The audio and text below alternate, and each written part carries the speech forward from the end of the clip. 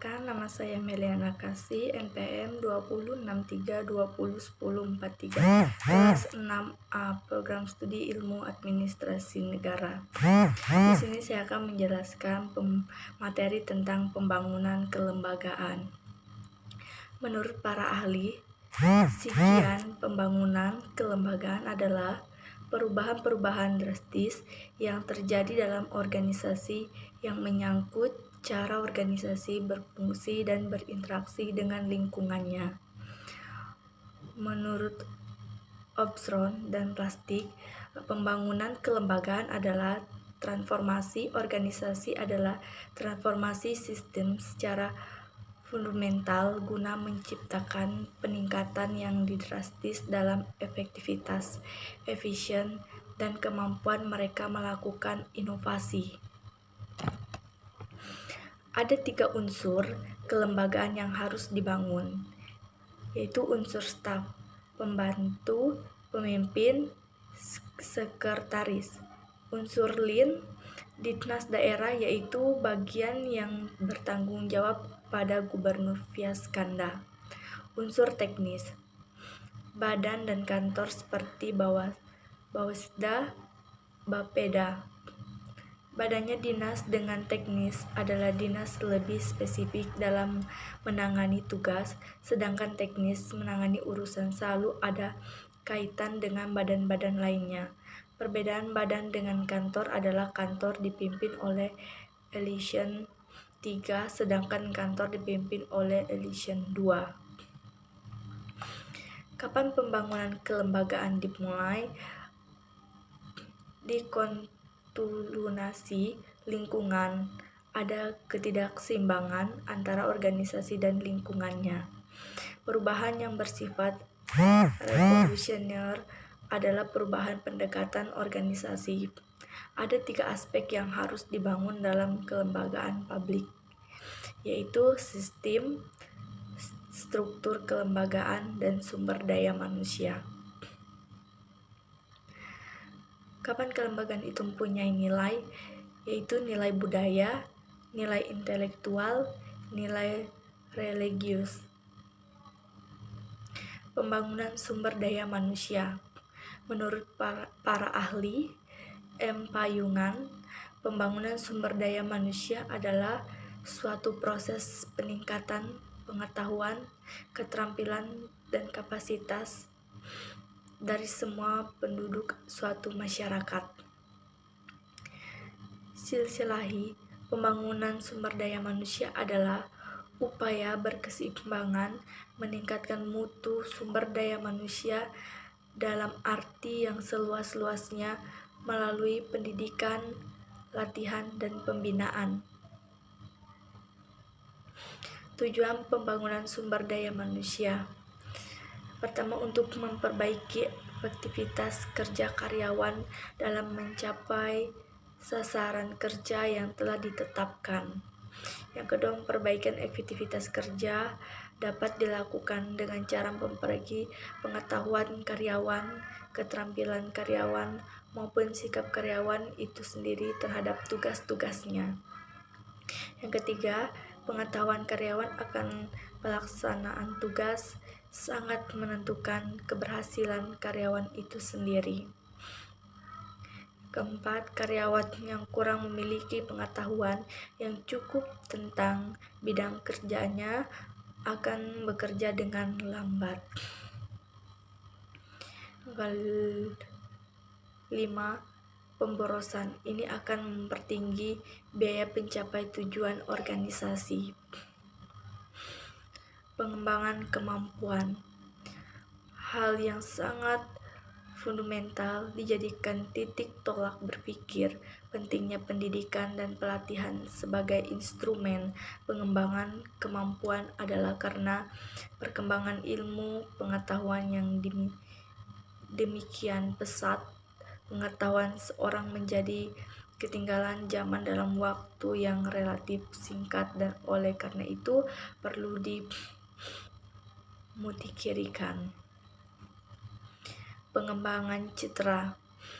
Yang pertama, tidak dapat dipungkiri bahwa masyarakat sering mempunyai persepsi negatif tentang citra birokrasi.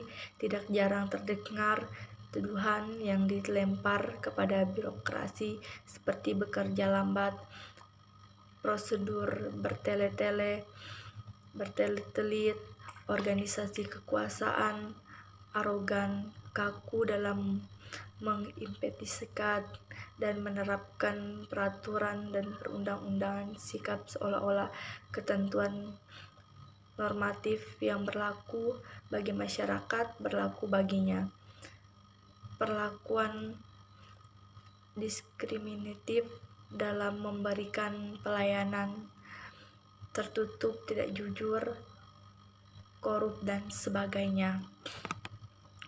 Uraian singkat di atas menjadi alasan yang kuat untuk mengatakan bahwa pengembangan citra positif harus dijadikan sebagai bagian integral dalam administrasi pembangunan.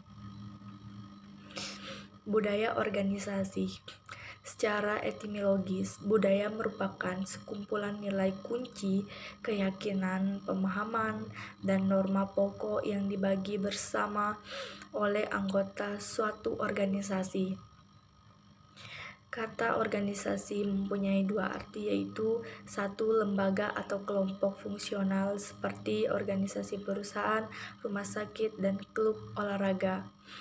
Yang kedua, berkenaan dengan proses perorganisasian sebagai suatu cara dalam kegiatan organisasi dialokasikan dan ditugaskan di antara para anggotanya agar tujuan organisasi dapat dicapai dengan efisien. Budaya organisasi menunjukkan bagaimana organisasi mempelajari, mengidentifikasi, menanam, dan mengevaluasi suatu nilai secara berulang-ulang dan konsisten sehingga masyarakat dapat mengamati atau merasakan. Singkatnya, budaya organisasi mengatur cara berperilaku dalam organisasi yang bersangkutan. Penciptaan dan pemeliharaan budaya organisasi sangat penting karena dari budaya organisasi itulah organisasi itu dikenali. Menurut para ahli, Kurzweil dan Lediger, budaya organisasi merupakan sistem nilai organisasi dan akan mempengaruhi cara bekerja dilakukan dan cara para karyawan berperilaku. Menurut Robbins, budaya organisasi adalah suatu persepsi bersama yang dianut oleh anggota-anggota organisasi itu. Dapat disimpulkan bahwa budaya organisasi adalah sistem nilai organisasi yang dianut oleh anggota organisasi, yang kemudian mempengaruhi cara bekerja dan berperilaku dalam para anggota organisasi. Ada 5 fungsi budaya organisasi. Yang pertama, budaya menciptakan perbedaan yang jelas antara satu organisasi dan yang lain. Yang kedua, budaya membawa suatu rasa identitas bagi anggota-anggota organisasi. Yang ketiga, budaya mempermudah timbulnya komitmen pada suatu yang lebih luas daripada kepentingan dari individual seseorang. Yang keempat, budaya merupakan perekat sosial yang membantu mempersatukan organisasi itu dengan memberikan standar-standar yang tepat untuk dilakukan oleh karyawan. Yang kelima, budaya sebagai mekanisme pembuat makna dan kendali yang memandu dan membantu sikap serta perilaku karyawan. Upaya meningkat kualitas budaya organisasi. Pertama, inovasi dan keberanian mengambil risiko, yakni sejauh mana karyawan didorong untuk bersikap inovatif dan berani mengambil risiko. Perhatian terhadap hal-hal rinci, sejauh mana karyawan diharapkan menjalankan persesi, analisis, dan memperhatikan hal-hal detail. Orientasi hasil, sejauh mana Manajemen berfokus lebih pada hasil ketimbang teknik dan proses yang digunakan untuk mencapai hasil tersebut. Orientasi orang. Sejauh mana keputusan-keputusan manajemen mempertimbangkan efek dari hasil tersebut atas orang yang ada di dalam organisasi. Orientasi tim. Sejauh mana kegiatan-kegiatan kerja di organisasi pada tim daripada individu-individu. Keagresifan. Sejauh mana orang bersikap agresif dan kompetitif daripada santai. Stabilitas. Sejauh mana kegiatan-kegiatan organisasi menekankan dipertahankannya status quo dalam pertandingannya dengan pertumbuhannya. Perubahan budaya organisasi. 1. Proses pembentukan budaya organisasi. Pendirian organisasi, pemilik organisasi, sumber daya manusia asing, luar organisasi, stakeholders, masyarakat. Pembentukan budaya tidak dapat dilakukan dalam waktu sekejap, namun memerlukan waktu dan biaya yang tidak sedikit untuk dapat menerima nilai-nilai baru dalam organisasi. Proses budaya dapat terjadi dengan cara kontak budaya, bentuk budaya, panggilan budaya. Pembaruan administrasi. Pembaruan administrasi merupakan suatu usaha untuk menerapkan ide-ide baru dan kombinasi daripada ide-ide baru kepada suatu sistem administrasi dengan kesadaran untuk memperbaiki sistem tersebut dalam rangka usaha pencapaian tujuan pembangunan nasional secara positif. Sasaran pembaruan administrasi. 1. Birokrasi dapat membangun partisipasi rakyat. 2. Birokrasi hendaknya cenderung berorientasi kepada yang kuat, tapi harus lebih kepada yang lemah dan kurang berdaya. Peran birokrasi harus bergeser dari mengendalikan menjadi mengarahkan dan memberikan menjadi memberdayakan. 4. Mengembangkan keterbukaan dan bertanggung jawab.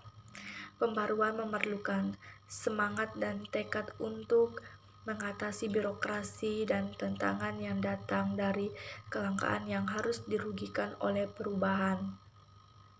Oleh karena itu, pembaruan harus dilakukan secara sistematis dan terserah didukung oleh politik will yang kuat, konsisten dan konsekuen, serta tidak selalu harus segera menghasilkan perubahan besar, tetapi dapat secara bertahap namun konsisten. Mungkin itu saja materi dari saya. Kurang dan lebihnya saya mohon maaf. Sekian dan terima kasih. Semoga dapat dipelajari. Kenalkan.